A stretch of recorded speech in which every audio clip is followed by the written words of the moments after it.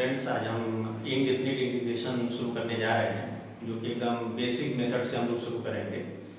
जो कि जो 11th से 12th में जो बच्चे हैं वो भी इस चैप्टर को स्टार्ट कर सकते हैं, और जो फिजिक्स के स्टूडेंट, जो कि बायो के स्टूडेंट हैं, जिनको भी फिजिक्स में इंटीग्रेशन की भी ज़रूरत पड़ती है, तो वो भी यहाँ से स्टार्ट करके और इसको समझ सकते हैं। इसका जो है फिजिक्स में बहुत ज़्यादा यूज होता है।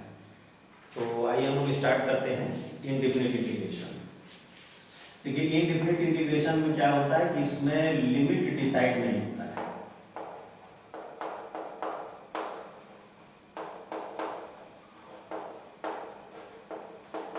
मतलब ये कि जैसे हम लोग किसी फंक्शन का इंटीग्रेशन करते हैं तो उसके इनफाइनाइट वैल्यू हो सकते हैं, और डिफिनिट इंटीग्रेशन में क्या होता है कि एक पर्टिकुलर वैल्यू होता है, इसीलिए उसको डिफिनिट इंटीग्रेशन बोलते हैं। इनडेफिनिट में क्या होता है कि इसके इनफाइनाइट वैल्यू हो सकते हैं। तो बेसिक क्या है इंटीग्रेशन का, जो सबसे स्टार्टिंग इसका पॉइंट है वो ये है कि डिफरेंशिएशन के अपोजिट प्रोसेस को इंटीग्रेशन करते हैं। मतलब क्या हुआ? मतलब ये हुआ कि जैसे अगर आपने किसी फंक्शन को डिफरेंशिएट किया, मान लीजिए हमने fx को डिफरेंशिएट किया, तो डिफरेंशिएट करने पर इसकी वैल्यू क्या आ गई, मान लीजिए f डैश x आ गई। तो अगर हम f डैश x को इंटीग्रेट करेंगे तो उसकी वैल्यू fx होगी। इंटीग्रेशन का साइन क्या होता है? देखिए, इसको हम लोग क्या पढ़ते हैं, d dx of fx means क्या होता है, differential coefficient of fx with respect to x। तो इंटीग्रेशन का साइन देखिए ये होता है, ऐसे हमने किया, साइन लगाया और इसके आगे dx लिखेंगे। तो इसको लिखने का देखिए इस तरह से क्या है कि जब हम लोग लिखेंगे तो f डैश x dx, तो integration of f dash x dx, इसका इंटीग्रेशन जब हम करेंगे तो अपोजिट प्रोसेस कन्वर्स हो गया, इसकी वैल्यू fx आ जाएगी। लेकिन होता क्या है कि जब भी हम लोग किसी फंक्शन को इंटीग्रेट करते हैं तो उसमें हम लोग एक कांस्टेंट जरूर ऐड करते हैं, इसको हम लोग बोलते हैं इंटीग्रल कांस्टेंट। तो अब ये क्यों ऐड किया जाता है, इसको जरा सा आप देखें ध्यान से। अगर मान लीजिए हम साइन x को डिफरेंशिएट करते हैं, तो साइन x को हमने डिफरेंशिएट किया तो इसकी वैल्यू आती है cos x। अगर हमने साइन x फिर प्लस माइनस 4 को अगर हमने मान लीजिए अगर डिफरेंशिएट किया तो इसकी वैल्यू क्या है, देखिए इसकी वैल्यू आ गई D dx of sine x plus minus D dx of. अब साइन x का डिफरेंशियल कोफिशिएंट तो आपने cos x लिख दिया, प्लस माइनस, अब 4 कांस्टेंट है, इसका डिफरेंशियल कोफिशिएंट 0 हो जाएगा, तो ये तो आ गया cos x। अब आप देखें ध्यान से, यहाँ देखिए साइन x को आपने डिफरेंशिएट किया तो भी cos x आया, साइन x प्लस माइनस 4 को डिफरेंशिएट किया तो भी cos x आया। अब अगर हमसे ये कहा जाए कि भाई बताइए cos x का इंटीग्रल क्या होगा, तो अब आप बताइए हम साइन x लिखें या ये लिखें। तो जिस फंक्शन को डिफरेंशिएट किया गया है उसमें कांस्टेंट था या नहीं था, ये हमको कैसे पता चलेगा? तो इसीलिए इस प्रॉब्लम को दूर करने के लिए हम लोग क्या करते हैं, देखिए अगर हमको cos x का इंटीग्रेशन लिखना होगा तो हम देखिए ये लिखेंगे sin x प्लस c। अब देखिए यहाँ से हमारी प्रॉब्लम दूर हो जाती है। इस c को हमने क्या बोला, c को बोल दिया इंटीग्रल कांस्टेंट। अब जब इसकी बात होगी इस केस में तो हम बोलेंगे कि यहाँ पर भाई c की वैल्यू 0 है।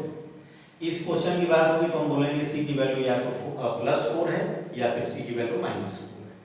तो इस तरह से जो है, इसी वजह से क्या होता है कि जब भी हम लोग किसी फंक्शन को इंटीग्रेट करते हैं तो उसमें एक कांस्टेंट जरूर ऐड करते हैं, इसको कभी मत भूलिएगा इनडेफिनिट इंटीग्रेशन में।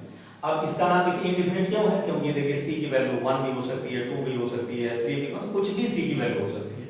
तो एक फंक्शन के इनफाइनाइट मतलब इनडेफिनिट जो है इंटीग्रल वैल्यू हो सकते हैं, इसीलिए इसको हम बोलते हैं इनडेफिनिट इंटीग्रेशन। अब यही जब डेफिनिट हो जाता है तो इसमें x की वैल्यू डिसाइड हो जाती है कि x की वैल्यू हम एक लोअर लिमिट से लेकर के अपर लिमिट तक लेते हैं, और उस केस में c का एक डेफिनिट वैल्यू आ जाता है, इसलिए वो फिर जो है डेफिनिट इंटीग्रेशन हो जाता है। तो इनडेफिनिट इंटीग्रेशन में सबसे पहले क्या है, बेसिक की भाई जितने भी आपके पास डिफरेंशिएशन के फार्मूले आपने 11th क्लास में पढ़े हैं वो सब आपको याद होने चाहिए, क्योंकि उसी का जस्ट अपोजिट प्रोसेस होगा। जैसे हम कुछ एक लिख दे रहे हैं आपके लिए, जैसे मान लीजिए आपने डी dx ऑफ लिखा cos x, तो cos x का डिफरेंशिएशन क्या होता है, माइनस साइन x।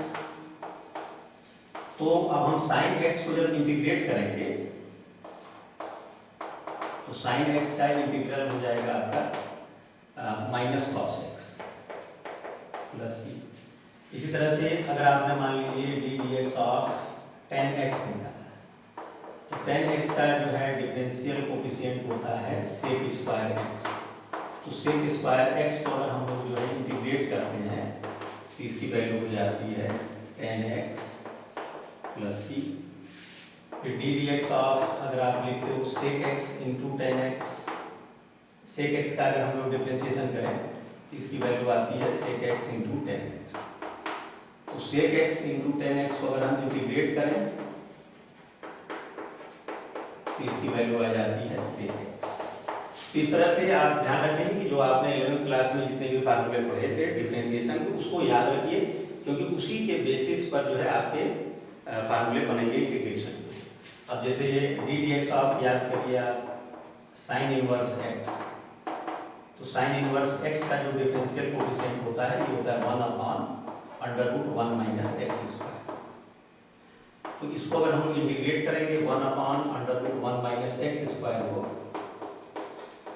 तो इसका integral sine inverse x plus c हो जाएगा। इस तरह से d d x of tan inverse x अगर लेते हैं, टेन इनवर्स एक्स का हो जाता है आपका 1 अपॉन 1 प्लस एक्स स्क्वायर।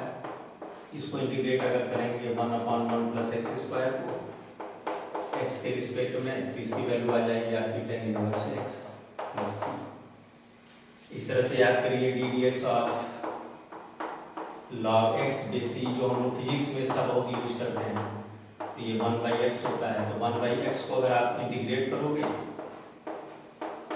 इसकी वैल्यू हो जाएगी लॉग मॉड एक्स प्लस सी। देखिए जब भी हम लोग इंटीग्रेशन में या लॉग के अंदर जब किसी भी फंक्शन को हम लोग लेते हैं तो हम मॉड हम लोग इसलिए लगाते हैं क्योंकि उसका रूल ये होता है कि कभी भी नेगेटिव नंबर का हम लोग जो है वो लॉग नहीं निकाल सकते हैं, नेगेटिव का भी नहीं निकाल सकते और जीरो का भी नहीं निकाल सकते। तो इसीलिए हमेशा यहाँ लिखा जाता है एक्स ग्रेटर देन जीरो, मतलब ओनली फॉर पॉजिटिव। फिर D d x of E power x, E power x को अगर आप इंटीग्रेट करोगे तो डिफरेंशिएट करोगे तो ई पावर एक्स आएगा, और इसका इंटीग्रेशन भी आप करोगे तो सेम हो जाएगा। अगर आप d d x of log x base a लिखते हैं तो इसका आपको याद होगा 1 by x log a base ई।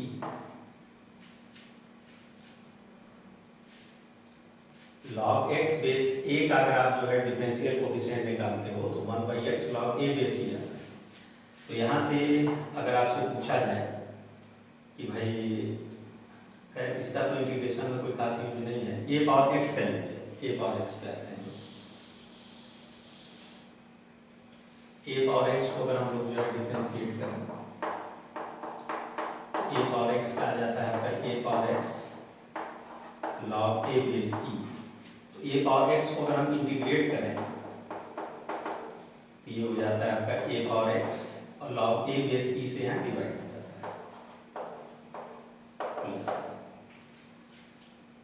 तो ये बेसिक फार्मूले जो आपने 11th क्लास में पढ़े हैं डिफरेंशिएशन के, वो सब आपको याद रखना पड़ेगा, तभी आप इंटीग्रेशन को स्टार्ट कर पाओगे, क्योंकि बेसिक यही। अच्छा देखिए डिफरेंशिएशन जो है बहुत ही आसान होता है, बहुत सिंपल होता है, लेकिन इंटीग्रेशन जो है उसमें आपको दिमाग लगाना होगा। मतलब फार्मूले तो देखिए है कि भाई यही सब है, लेकिन किस जैसे कोई फंक्शन आपको दिया गया तो कैसे हम उसको सॉल्व करें कि पहले इस फॉर्म में वो आ जाए, तब उसके बाद जो है हम लोग फार्मूले का यूज करते हैं। तो इसलिए इंटीग्रेशन में आपको दिमाग ज़्यादा लगाना होता है, इसलिए कंपटीशन के एग्जाम में इंटीग्रेशन से रिलेटेड क्वेश्चन ज़्यादा आते हैं, ध्यान रखिएगा।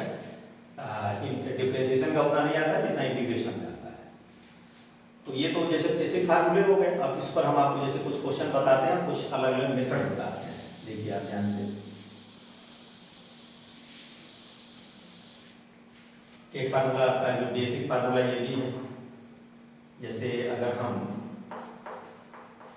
x पावर n प्लस 1 को डिफरेंशिएट करते हैं तो इसकी वैल्यू आती है n plus 1 into x power n आता है। तो अगर हम x पावर n को इंटीग्रेट करें तो इसकी वैल्यू आ जाती है x power n upon n plus 1 plus c किया जाता है। तो ये फार्मूले भी बहुत ज़्यादा फिजिक्स में तो देखिए मेनली हम लोग सबसे ज़्यादा यूज करते हैं फार्मूले का, ये ज़्यादा यूज होता है ये भी होता है। उसके बाद एक और ध्यान दे सकते हैं आप, जैसे D d x of x को अगर हम लोग करें, एक्स का अगर डिफ्रेंसिएशन करें तो ये 1 आता है। तो सीधी बात है कि 1 को अगर हम इंटीग्रेट करेंगे तो एक्स आ जाएगा। तो फिजिक्स में जो ये ज़्यादा यूज होगा एक फार्मूला, दूसरा ये एक्स पावर एन यूज हो जाता है, फिर ये लॉग एक्स पे सी मतलब 1/x का भी यूज होता है इसमें। तो मेनली 3-4 फार्मूले फिजिक्स में ज़्यादा यूज होते हैं, बाकी भी कभी कभी यूज होते रहते हैं। तो आइए इनडेफिनिट इंटीग्रेशन पे कुछ क्वेश्चन हम आपको करके दिखाते हैं। n+1 हाँ, यहाँ पर जो है ये n+1 था तो यहाँ भी n+1 रहेगा, एक्स पावर n का x power n+1 upon n+1।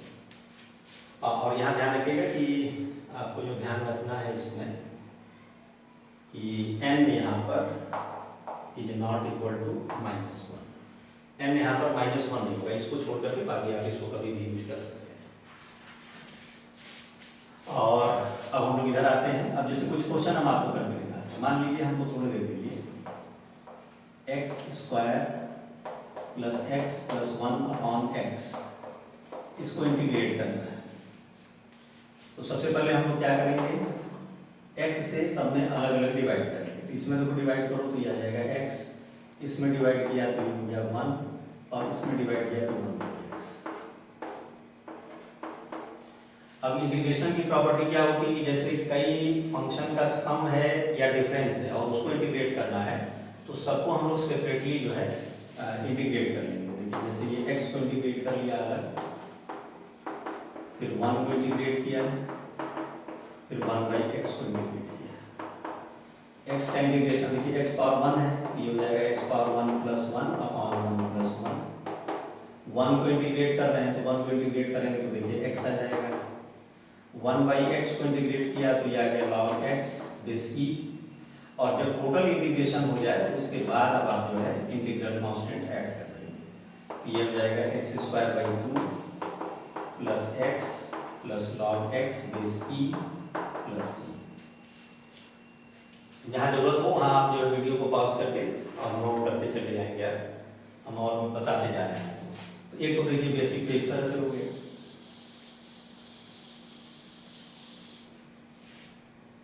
दूसरा है जैसे इस टाइप के फंक्शन होंगे f(x) × f(x) dx, मतलब दो फंक्शन का मल्टीप्लिकेशन होगा, उसमें से एक का डिफरेंशियल कोफिशिएंट दूसरा वाला होगा। तो इसको इंटीग्रेट करने के लिए जैसे आप देखें ध्यान से, अगर मान लीजिए हमारे इसको बोलते हैं डिफरेंशिएशन बाय सब्स्टिट्यूशन, तो इसमें सब्स्टिट्यूट करके तब किया जाता है। देखिए जैसे हमारे पास ये है 10x × sec² x dx। अब आप यहाँ जानते हो कि 10x का डिफरेंशियल कोफिशिएंट क्या है, sec² x। यहाँ पर देखिए इसको हम लोग बोलेंगे इंटीग्रेशन बाय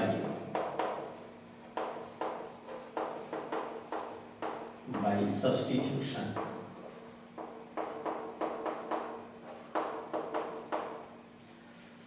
तो इसको हम लोग जो है देखिए अब 10x का डिफरेंशियल कोफिशिएंट sec² x है तो 10x को हम t मानते हैं, लेट t = 10x। अब इसको x के रिस्पेक्ट में डिफरेंशिएट कर दो, dt/dx = sec² x। तो फिर आप यहाँ से ये लिख सकते हो sec² x dx = dt। अब यहाँ पर ये वैल्यू आप पुट कर दो। देखिए i आपके पास है 10x × sec² x dx। तो 10x को आपने क्या माना था t और sec² dx की वैल्यू क्या हो गई dt। अब इसको आपने t पावर 1 लिख दिया तो ये हो गया t पावर 1 + 1 अपॉन 1 + 1 + c। तो ये हो गया t² / 2 + c। अब t आपने किसको माना था 10x को, तो ये हो गया 10² x / 2 + c। इस तरीके से हो जाता है। और देखिए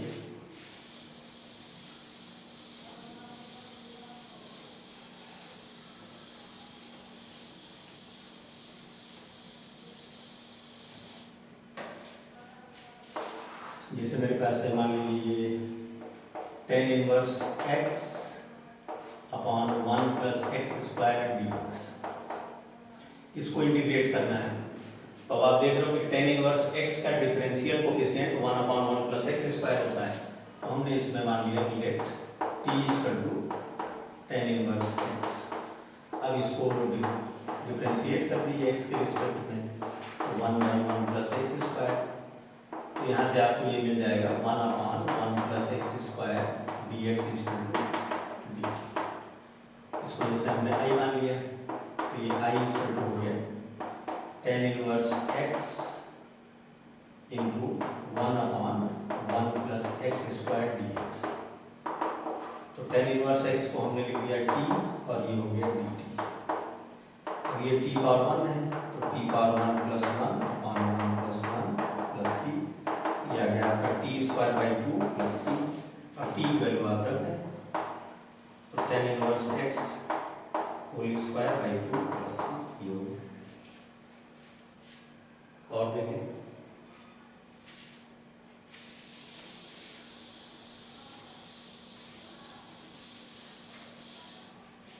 नेक्स्ट मेथड है हमारा, इसमें कुछ और भी है जैसे फंक्शन, जिसका कि हम लोग फार्मूले की तरह बाद में यूज करेंगे। जैसे थोड़ी देर के लिए मान लीजिए साइन एक्स प्लस बी को आपको इंटीग्रेट करना है, तो हम लोग देखिए साइन एक्स का इंटीग्रेशन तो जानते हैं, लेकिन ए एक्स प्लस बी का नहीं जानते। तो अगर ये साइन एक्स होता तो इंटीग्रेशन हो जाता, तो ये एक्स की जगह ए एक्स प्लस बी है, तो इसको आप सपोज कर दो let t equal to a x plus b, और इसको आप डिफरेंशिएट कर दो d t by d x equal to ये हो गया a into d d x of x, x का 1 हो गया और b का 0 ये आ गया D t by d x. तो यहाँ से देखिए dx की वैल्यू आ जाएगी 1 बाई ए डी टी। तो इस तरह से हमारा ये फंक्शन हो गया i equal to sine a x plus b d x. तो इसको हमने लिख दिया साइन एक्स प्लस बी को आपने क्या माना था t, और dx की वैल्यू क्या है 1 by A D T. 1 by a constant है, ये बाहर आ जाएगा और ये हो गया आपका साइन टी डी टी। अब साइन टी, अब इसको डिफरेंशिएट करते हैं तो साइन एक्स आता है, तो माइनस कॉस एक्स को डिफरेंशिएट करोगे तब साइन एक्स आएगा। तो यहाँ पर हम लोग इसको लिख देंगे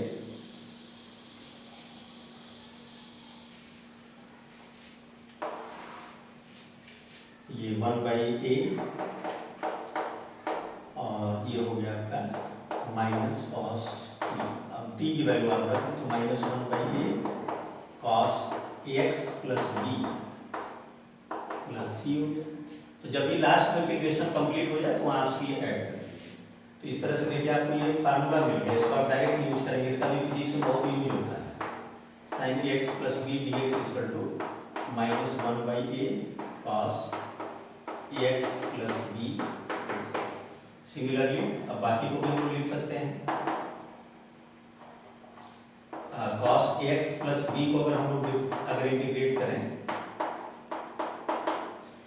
तो x का कोफिशिएंट यहाँ a है, तो ये देखिए जो भी कोफिशिएंट है ये 1 अपॉन में आ जाएगा, तो ये हो गया 1 बाई ए। और cos x का अगर हम लोग इंटीग्रेशन करते तो क्या आता sin x, तो ये हो गया sin ax plus b plus c हो गया। इसी तरह से अगर मान लीजिए आप sec square ax plus b को अगर आप इंटीग्रेट करते हैं, इसमें भी वही चीज है 1 बाई ए, और tan x को डिफरेंशिएट करने पर ये आता है, तो ये हो जाएगा tan ax plus b plus c। तो इस तरह से आप जो है इसको फिजिक्स वगैरह में आप डायरेक्ट फार्मूले की तरह यूज कर सकते हैं। रूल क्या है, सीधा सीधा है, जो x का कोफिशिएंट है वो 1 अपॉन में आ जाएगा, और बाकी जो फार्मूला जैसे यूज होता है वो कर लीजिए। sin x का माइनस cos x का कोफिशिएंट a है तो 1 बाई ए कर दिया, cos x का हो गया sin x। sec square ax plus bx का कोफिशिएंट a है 1 बाई ए कर दिया, और sec स्क्वायर x इसका जो डिफरेंशिएशन होता है tan x का, तो इसका हो गया tan x प्लस b। इसी तरह से जैसे मान लीजिए आपके पास ये है ax plus b power n, इसको अगर मान लीजिए आपको इंटीग्रेट करना है, कोई दिक्कत नहीं है। x का कोफिशिएंट क्या है a, तो 1 बाई ए लिखा है, और इसके बाद जो है x पावर n का फार्मूला यूज कर दीजिए, ax plus b whole power n plus 1 plus ये हो गया। जैसे अगर मान लीजिए आपको इंटीग्रेशन करना है साइन 3x प्लस 4 dx का। तो ये इंटीग्रेशन अगर इसका करना है तो ये x का कोफिशिएंट क्या है 1/3 और साइन x का इंटीग्रेशन क्या हो जाएगा माइनस कॉस, तो minus cos 3x plus 4 plus हो गया ये। तो डायरेक्ट आप इसको जो है फार्मूले की तरह यूज कर सकते हैं। अब नेक्स्ट मेथड पे हम लोग आते हैं।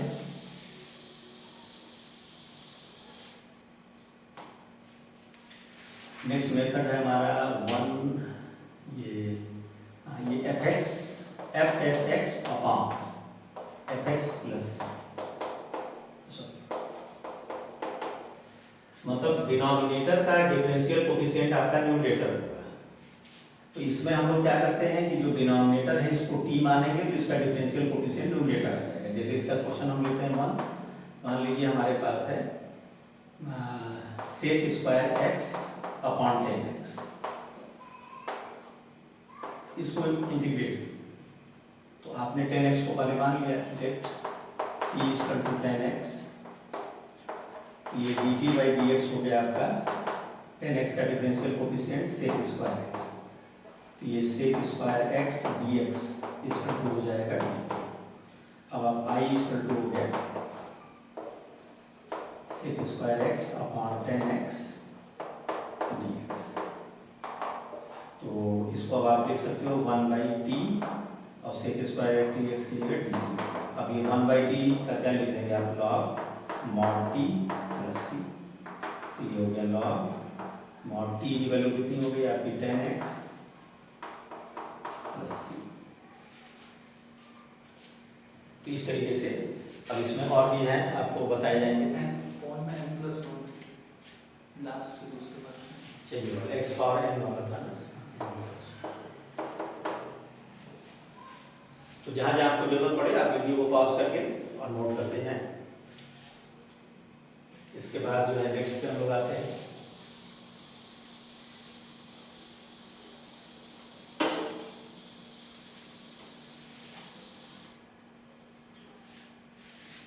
इसके बाद हम लोग आता है देखिए, जैसे अगर आपको सेक एक्स को इंटीग्रेट करना है तो जैसा हमने आपको पहले ही बताया था कि भाई इंटीग्रेशन जो है इसमें पहले दिमाग लगाना होता है कि ऐसा क्या करें कि हमारी इंटीग्रेशन का कोई फार्मूला बन जाए। तो ऐसा कोई भी फंक्शन आप नहीं जानते हो जिसको कि डिफरेंशिएट करें तो डायरेक्ट सेक एक्स मिल जाए। तो इसके लिए देखिए हम लोग मेथड क्या यूज करते हैं, इसमें हम लोग सेक एक्स प्लस 10x से मल्टीप्लाई और डिवाइड करते हैं।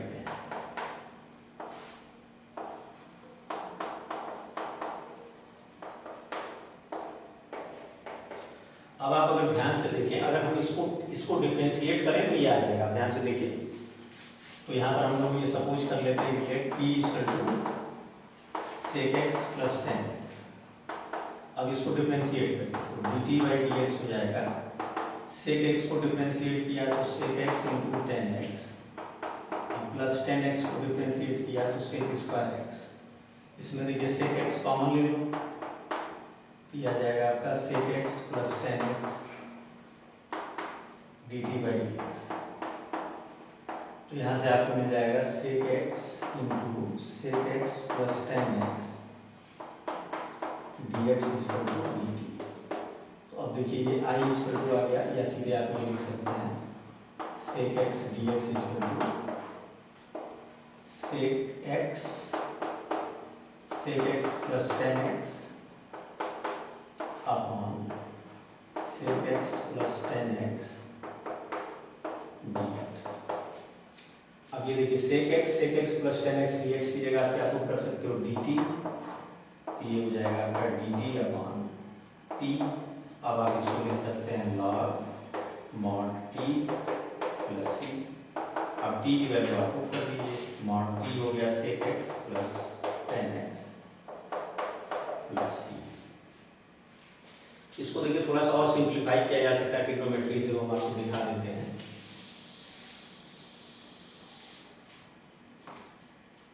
देखिए सेक एक्स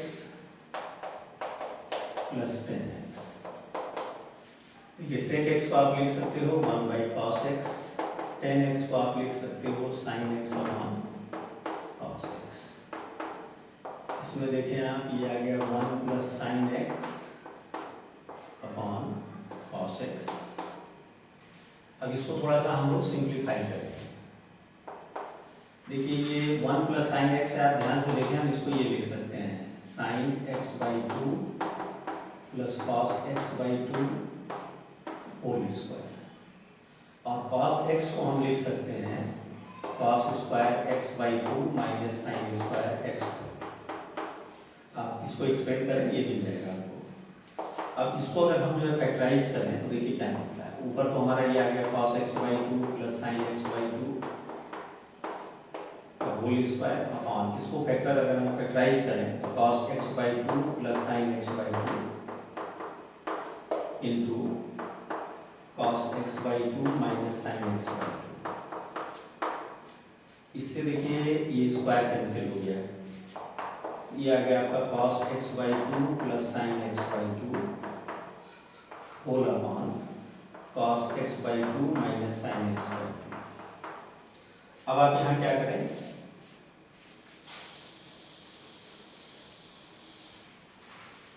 न्यूमरेटर डिनोमिनेटर में cos x बाई 2 से डिवाइड कर दीजिए।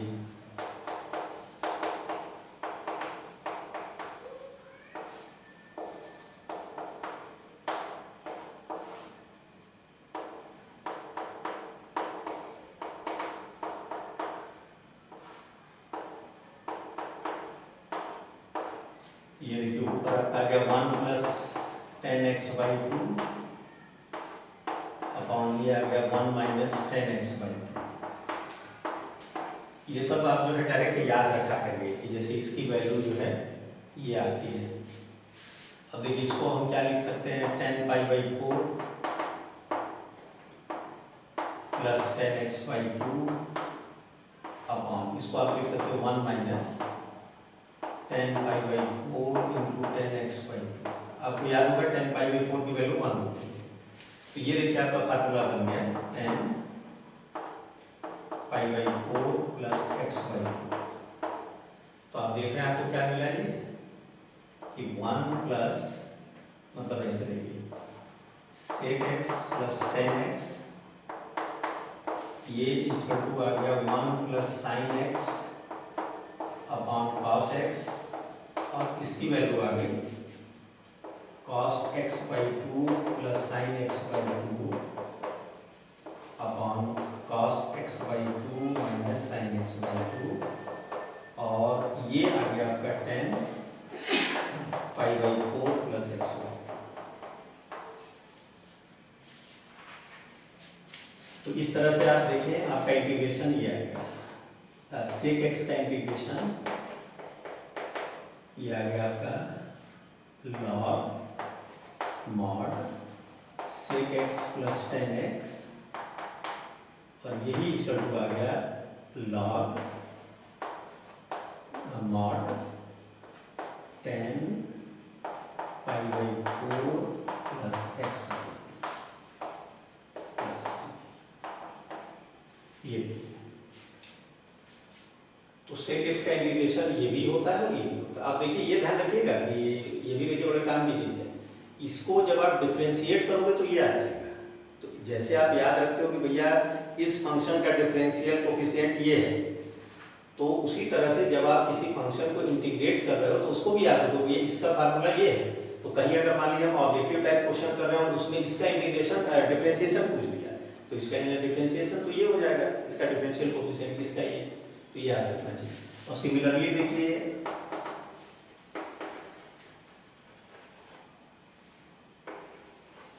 अगर हम कोसेक एक्स का अगर निकालते हैं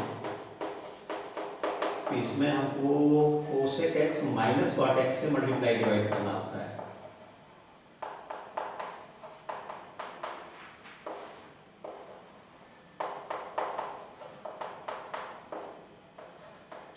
अब इसको टी मानेंगे ये आ जाएगा, तो इसका फार्मूला ये आ जाता है log mod cosec x minus cot x plus c, और इसको ट्रिग्नोमेट्री से अगर सिंप्लीफाई करते हैं तो इसकी वैल्यू देखिए आती है लॉग मॉड 10x बाई, इसको याद रखा है। हमने कुछ आपको इंटीग्रेशन के बेसिक मेथड बताए हैं, जो कि हम लोग ऐसे तो जनरली यूज करेंगे ही, और उसके साथ ही साथ जो है फिजिक्स में भी इसका यूज बायो ग्रुप के स्टूडेंट कर सकते हैं। तो और जो अभी स्टूडेंट जो 11th से अभी 12th में आए हैं, वो चाहें तो इंटीग्रेशन वाले इस चैप्टर को स्टार्ट कर सकते हैं। हमने 2-3 एक्सरसाइज का क्वेश्चन आज बता दिया है, तो आप पॉइंट 1, पॉइंट 2 ये एक्सरसाइज आप कर सकते हैं, और फिर इसमें जो डिफरेंट टाइप के क्वेश्चन होंगे वो हम आपको बता देंगे, आप अपने से प्रैक्टिस इसको करिए। और अगर आपको जो है जो पढ़ाने का तरीका अगर पसंद आ रहा हो तो आप जो है लाइक करें, सब्सक्राइब करें, अपने दोस्तों में शेयर करें, और ज़्यादा से ज़्यादा स्टूडेंट इसका फ़ायदा उठाएं।